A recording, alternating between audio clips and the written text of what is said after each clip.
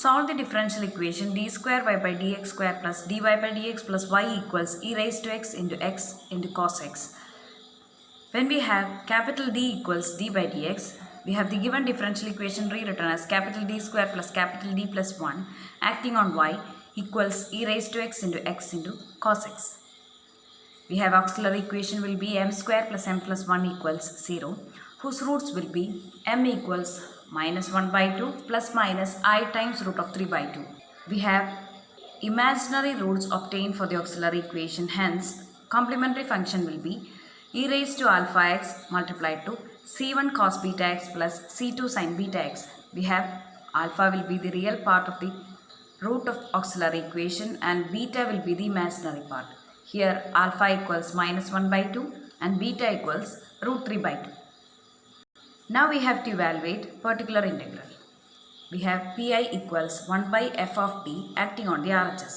Here RHS is of the format e raised to x into function on x.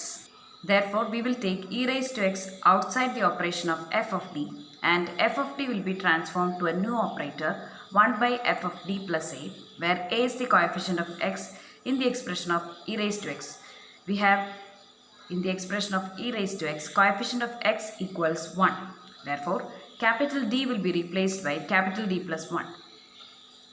Thus, we have the new operator f of d plus a will be d plus 1 the whole square plus capital D plus 1 plus 1.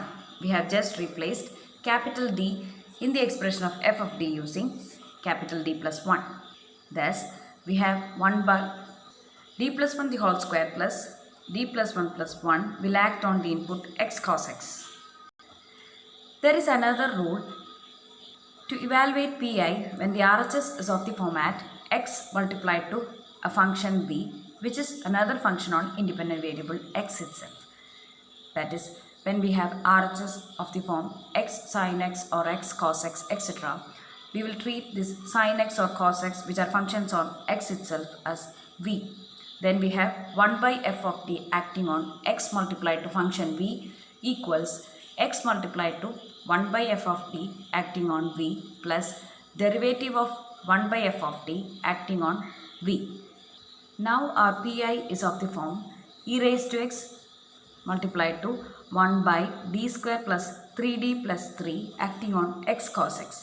If you consider cos x as function capital V, then we have, using the rule, x multiplied to 1 by f of t acting on v plus derivative of 1 by f of t which acts on capital V, where capital V equals cos x here. Since we have 1 by f of t acts on the trigonometric function cos x and the coefficient of x inside cos x equals 1, we will replace capital D square using minus of a square, that is minus of 1 square. Hence, here capital D square will be replaced by minus 1.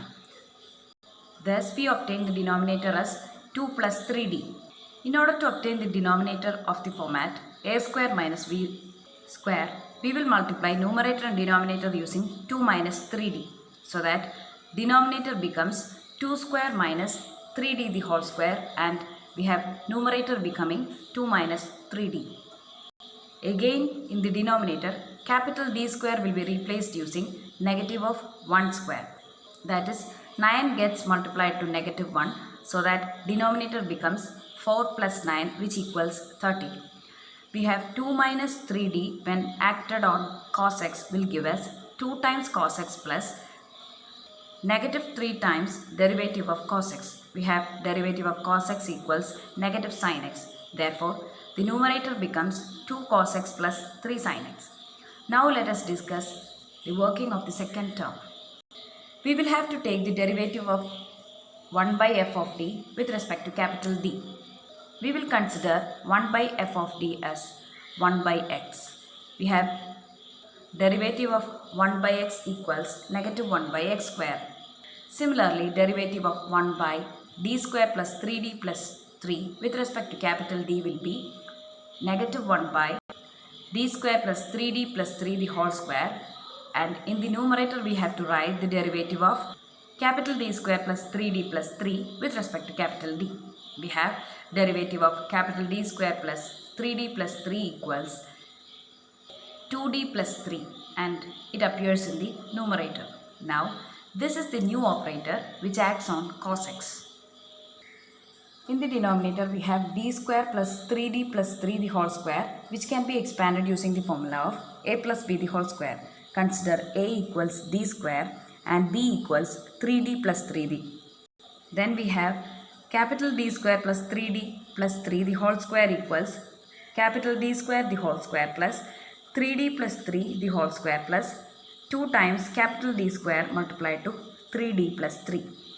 We will again expand 3d plus 3 the whole square using the formula for a plus b the whole square.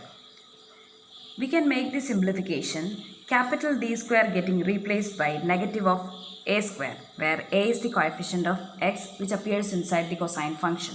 Here we have coefficient of x equals 1. Therefore, wherever capital D square appears, it will be replaced by negative of 1 square. That is, capital D square is replaced by negative 1. You have d square the whole square becomes minus 1 the whole square, which equals 1. Similarly, for other terms, when capital D square is given the value minus 1, we have the denominator becoming 12d minus 5. In order to make the denominator to the form a square minus b square, we will multiply numerator and denominator using 12d plus 5. Thus the denominator becomes 12d the whole square minus 5 the whole square, which is 144d square minus 25, where capital D square is again given the value minus 1. And thus the denominator becomes 169.